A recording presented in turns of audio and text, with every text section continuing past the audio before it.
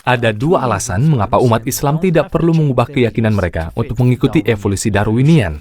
Nomor satu, ilmu pengetahuan tidak selalu mengarah ke kepastian. Dan nomor dua, teori evolusi Darwin tidak sepenuhnya tidak bisa disangkal. Jadi evolusi Darwinian bisa diterima oleh umat Islam sebagai teori yang valid, tapi bukan sesuatu yang mutlak benar.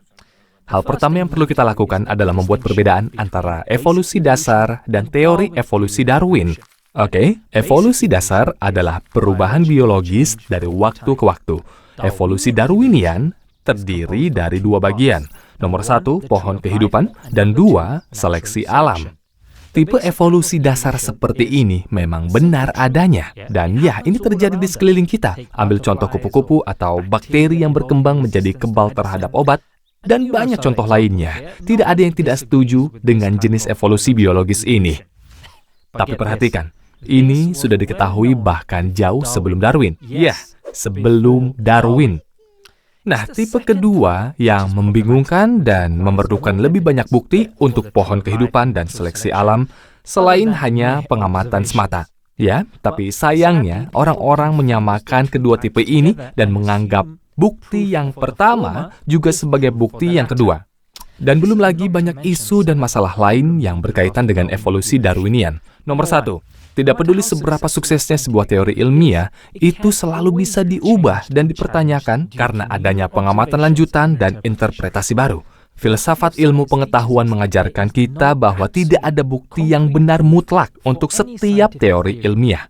Nomor dua, pohon kehidupan didasarkan pada gagasan atau ide homologi yang merupakan asumsi bahwa dua spesies dengan gen dan anatomi yang serupa berevolusi dari nenek moyang yang sama. Sebagaimana adanya, itu hanyalah asumsi, bukanlah kesimpulan berdasarkan bukti.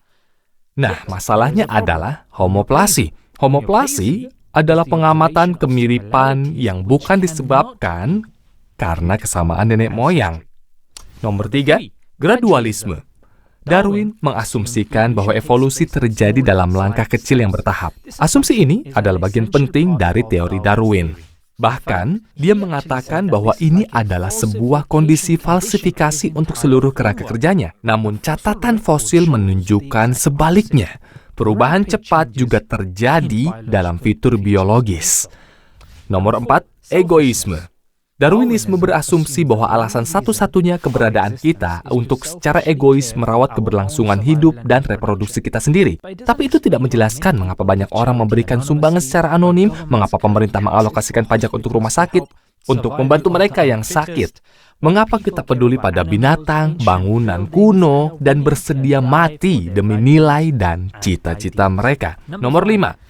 Beberapa ahli biologi dan filsuf terkemuka telah menunjukkan bahwa ada propaganda tentang Darwinisme dan mereka melihatnya didorong sebagai kenyataan yang tidak terbantahkan, padahal sebenarnya tidak. Malahan, beberapa bahkan menyebut Darwinisme sebagai agama karena aktivitas dari para Darwinis. Selain itu, Darwinisme bahkan bukanlah satu-satunya teori evolusi.